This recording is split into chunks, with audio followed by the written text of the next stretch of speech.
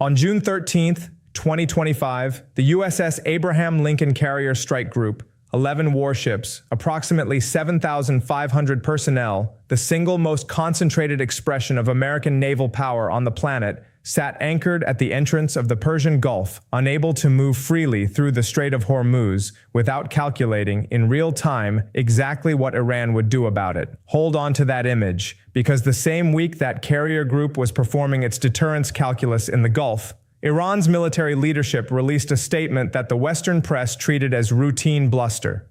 They called the strait an instrument of Iranian sovereign leverage, not a shipping lane, not international waters, an instrument of Iranian sovereign leverage. These two framings cannot both be true. Either the Strait of Hormuz is a neutral international passage governed by customary maritime law, which is what Washington has argued for 40 years, or it is a strategic pressure valve that Iran controls, and the United States simply operates within its tolerance. Those are not compatible positions. And the fact that both narratives are being maintained simultaneously, right now, in the same news cycle, tells you everything you need to know about how completely the mainstream conversation is misreading what is happening in the Gulf. I want to spend the next 27 minutes showing you that this is not a story about shipping. It is not a story about oil prices or tanker insurance premiums or whether the Strait of Hormuz gets temporarily closed. Those are the wrong units of analysis, and as long as you are measuring this situation in those terms, you are going to keep being surprised by every escalation and every apparent de-escalation that follows. The right question is not whether Iran can close the strait. The right question is whether America has already lost the strategic argument that it could prevent Iran from deciding. That distinction will be the center of gravity for everything I show you today. Let me give you the framework first, because without it, the evidence is just noise. There is a concept in strategic theory called positional leverage asymmetry. It is not widely discussed in mainstream geopolitical coverage because it does not translate easily into a headline, but it is the single most important structural feature of the Hormuz situation, and once you see it, you cannot unsee it. Positional leverage asymmetry describes a condition where one actor in a conflict controls the geography that makes the other actor's power projection viable. The asymmetry is not in weapons counts or economic size. It is in position. The actor with positional leverage does not need to win a military confrontation. They only need to make the cost of using that geography unpredictable enough that the other actor has to incorporate their preferences into every decision. Read that definition slowly, because it is the entire logic of what Iran has been building in the Strait of Hormuz for the last 30 years. The strait itself is extraordinarily specific in its geography. At its narrowest point, it is 21 miles wide. The navigable shipping channel, the water deep enough to safely move a supertanker or a carrier, is roughly 2 miles wide in each direction, separated by a 2-mile buffer zone. 2 miles. That is the actual physical corridor through which approximately 20% of the world's seaborne oil passes every single day. 17 million barrels per day. At current prices, that is roughly $1.3 billion of oil moving through a 2-mile lane every 24 hours. Now hold on to that number, 2 miles, and hold on to the 17 million barrels. Because what I am about to show you is that Iran does not need to sink a single ship to extract strategic value from those 2 miles. It only needs to make the mathematics of defending them expensive enough that America's allies start doing their own calculations independently of Washington. That is the trap, and America walked into it with extraordinary consistency. Here is what the McNamara fallacy looks like in a maritime context. Robert McNamara, U.S. Secretary of Defense during the Vietnam War, became the architect of a quantitative approach to military planning that measured success almost entirely in things that could be counted: body counts, sortie rates, tonnage, kill ratios. What it systematically ignored was the structural position of the adversary and the strategic logic driving their behavior. The McNamara fallacy, reduced to its operational essence, is this: you measure what you can count, and you stop asking whether the things you are counting actually determine the outcome. Apply that to Hormuz. For 40 years, American strategic planning in the Gulf has been heavily quantitative. How many ships does Iran have? How many missiles? How many mines? How many fast attack craft? And the answer to those questions, measured against U.S. naval power, always produced the same conclusion: Iran cannot win a conventional naval engagement in the Strait of Hormuz. That conclusion is correct. It has always been correct. But here is what no one in the mainstream is measuring. Iran does not need to win a naval engagement. Iran needs to win the calculation. It needs to make the cost of passing through the strait, not the military cost of a shooting war, but the political cost, the insurance cost, the alliance management cost, the domestic political cost, high enough that American decision-makers have to factor Iranian preferences into every operational choice. The moment that happens, Iran has already won the positional leverage argument. The ships are still moving, the oil is still flowing, but Iran is sitting at the table as a silent co-author of the decision to let them move. That is what June 2025 is actually showing us. Not a crisis, a demonstration. Let me build the evidence ladder now because the pattern I am describing is not abstract. It has very specific documented steps, and once you see them in sequence, the current moment stops looking like an escalation and starts looking exactly like what it is. The final proof of a thesis Iran has been testing incrementally since 2019. Step 1. September 2019, the Abqaiq-Quraysh attack. 19 drones and cruise missiles, attributed to Iran-aligned forces, struck the Saudi Aramco processing facility at Abqaiq. This was the facility that processed approximately 5% of the world's daily oil supply. In a single operation, half of Saudi Arabia's oil production was knocked offline temporarily. The U.S. response was to deploy additional troops to Saudi Arabia. No military strike on Iran. No operational enforcement of any deterrence threshold. The message Iran received was precise. Attacks on regional energy infrastructure will not trigger American military response. Hold on to that lesson, because Iran's strategic learning system is not sentimental. It is empirical. Step 2. January 2020, the assassination of Qasem Soleimani. Iran's response was a ballistic missile strike on Al-Assad Air Base in Iraq. A strike that the U.S. was warned about through Iraqi intermediaries in sufficient time to move personnel to protected positions. No American fatalities from direct impact. Iran then publicly declared it had fulfilled its obligation of reciprocal response. The Western press read this as Iran backing down. Iran read this as the successful completion of a calibrated escalation sequence that demonstrated precision strike capability against U.S. bases without triggering a military war. The distinction between backing down and calibrated demonstration is the entire ballgame. America saw submission. Iran recorded a data point. Step 3. 2021 through 2023, the systematic harassment campaign against commercial shipping in the Gulf. Tanker seizures, drone surveillance of carrier groups, fast boat swarm exercises in the Strait. Each individual incident was reported by Western media as provocation. What it actually was, assessed in sequence, was a methodical stress test of the escort response time, the legal framework for maritime interception, and the insurance market's sensitivity to threat elevation. Iran was not trying to start a war. It was benchmarking the cost function of the Strait's unpredictability. And here is the number that almost no one in the cable news apparatus has reported correctly. Between 2021 and 2024, war risk insurance premiums for tankers transiting the Strait of Hormuz increased by between 300 and 800%, depending on cargo type and flag state. 300 to 800%. That is not a headline. That is a structural tax on global oil markets levied by a country whose GDP is roughly 1/30 of the United States. Iran imposed a financial cost on global energy trade without firing a single shot in a declared engagement. The McNamara fallacy says that does not count because it is not a weapons exchange.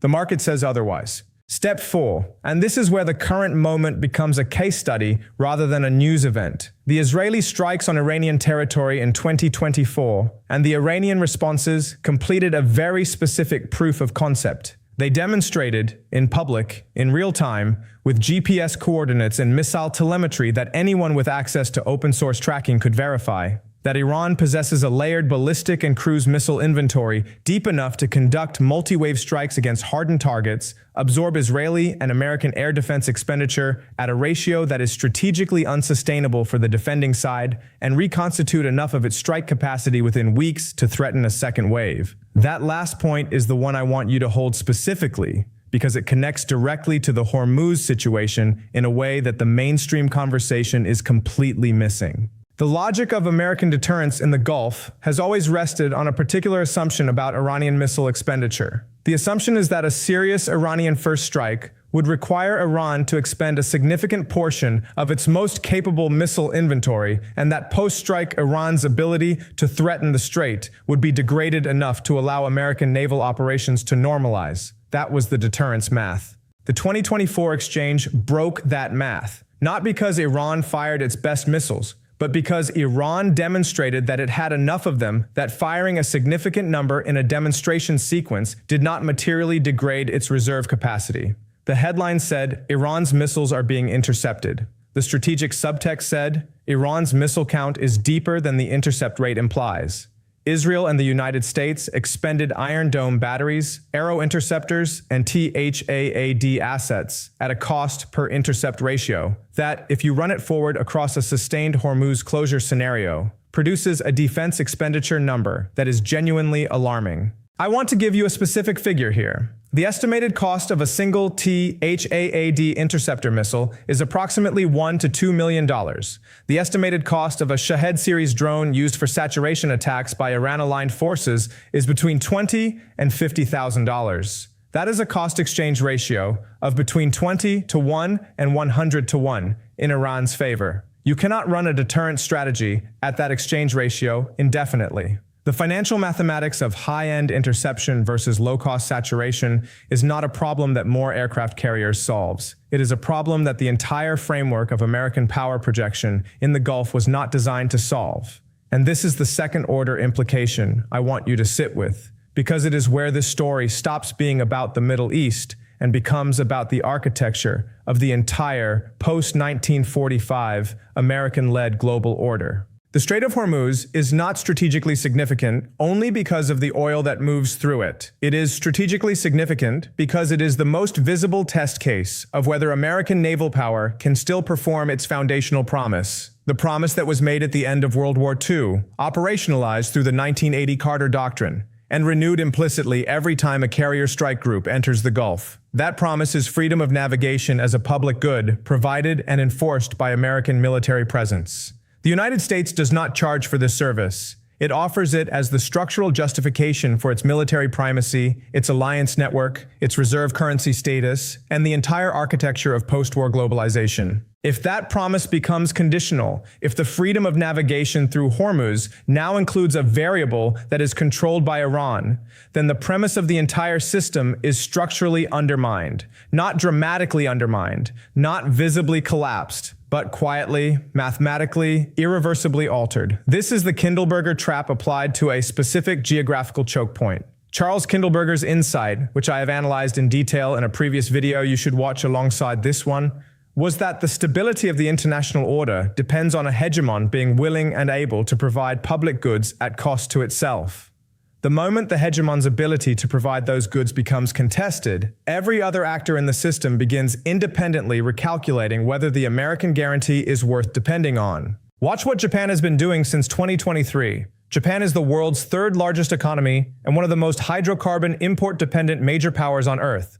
Approximately 90% of Japan's imported oil moves through the Strait of Hormuz. In 2023 and 2024, Japan quietly accelerated its strategic petroleum reserve expansion, signed bilateral energy security agreements with Gulf producers that do not route through American diplomatic mediation, and began preliminary consultations with regional partners about direct naval escort protocols for energy shipping that are not contingent on U.S. 7th Fleet availability. Japan is not abandoning the American alliance. Japan is building a parallel circuit. That is not what allies do when they are confident the hegemon's guarantee is unconditional. South Korea is doing the same thing. India is doing the same thing. The Gulf Cooperation Council states, publicly committed to American security partnerships, have individually begun sovereign wealth diversification programs that are notably less denominated in dollar-based instruments than they were in 2019. These are not coincidences. These are portfolio adjustments made by actors who have read the same balance sheet I am showing you right now and have independently concluded that the Hormuz guarantee has a risk premium attached to it that did not exist before 2019. Iran does not need to close the strait. Iran needs the world's major energy importing democracies to believe that the strait's openness is now partly a function of Iranian decision-making. Because the moment that belief is internalized by Tokyo and Seoul and Delhi, Iran has achieved something no military operation could deliver. It has inserted itself as a permanent structural variable in the global energy security calculus without firing a single shot in a declared war. That is the true chokehold. It is not physical, it is epistemic. Now here is what I want you to watch over the next 30 to 90 days, because this is where the analysis has to become operational, or it is just commentary. First, watch the insurance market. Specifically, watch the Lloyd's of London War Risk designation for Hormuz corridor transits. If that designation is elevated in the next 6 weeks, which I assess as more likely than not given current trajectory, the practical effect will be felt not in military deployments but in tanker routing decisions made by private shipping companies. Commercial operators do not wait for government confirmation. They respond to actuarial risk models. An insurance reclassification is more strategically significant than another carrier deployment because it means the financial architecture of global trade is acknowledging a reality that the political architecture is still pretending does not exist. Second, watch the Indian position. India is currently Iran's largest oil customer under the sanctions carve-out architecture that has been variously enforced and unenforced since 2018. If India signals, through diplomatic channels, through shipping contract terms, or through public statements about energy security, that it is prioritizing direct bilateral arrangements with Gulf producers over US-mediated frameworks, you are watching the Kindleberger deterioration in real time. India is not going to make an announcement. Watch the rupee-denominated oil settlement agreements. Watch which currency denominations appear in new Indian energy contracts. Currency denomination in energy contracts is a leading indicator, not a lagging one. Third, watch the Chinese PLAN posture in the Gulf of Oman. China has been gradually increasing its naval presence in the Western Indian Ocean under the framework of anti-piracy operations.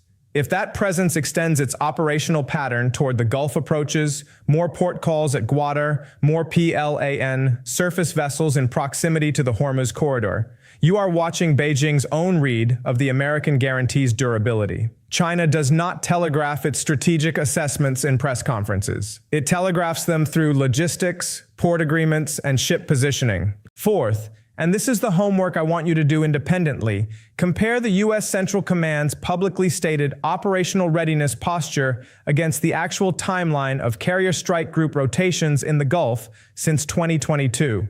The data is available in congressional testimony and CENTCOM press releases. What you will find is that the average time a carrier strike group spends in the Gulf has been decreasing, not increasing, despite the elevated threat environment. That is not a management efficiency improvement. That is a risk management decision. And the question you need to ask is, who made that calculation, and what does it tell you about what the people with full visibility into the intelligence actually believe about the cost of sustained presence? The mainstream framing of this situation is that America is managing Iranian escalation and maintaining strategic stability in the Gulf. I am telling you, that is the wrong frame. What we are actually watching is a slow-motion demonstration that the cost architecture of American power projection in the Strait of Hormuz has crossed a threshold that the United States government is not prepared to publicly acknowledge, because acknowledging it would require a fundamental renegotiation of the strategic promises that underpin the entire alliance structure of the post-war order. Iran is not trying to win a war.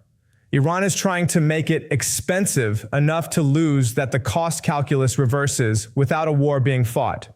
That is a strategy the United States has never successfully designed a response to, because the response requires admitting that the question of whether America controls Hormuz is no longer a military question. It is a political economy question. And in a political economy question, you cannot answer with a carrier. If I have gotten the evidence wrong, I want you to push back. Compare the insurance premium data I cited against Lloyd's published schedules. Look at the CEN-TCOM rotation timeline. Check the Indian energy contract denominations. If the evidence contradicts the framework, I need to know. That is how this analysis stays honest. But here is the meta question I want you to carry with you after this video ends, because it is the question I think this entire situation is really asking. If positional leverage asymmetry can be established not by winning a military confrontation, but by making the cost of suppressing it economically and politically prohibitive, then what does that mean for every other choke point in the global system? The Taiwan Strait, the South China Sea, the Baltic approaches, the Arctic shipping lanes. If the Hormuz model works, which actor in the international system is not currently studying the playbook? That is not a rhetorical question. I think the answer is determinative for the next 20 years of global order, and I will be building that analysis in the next video. I'll see you then.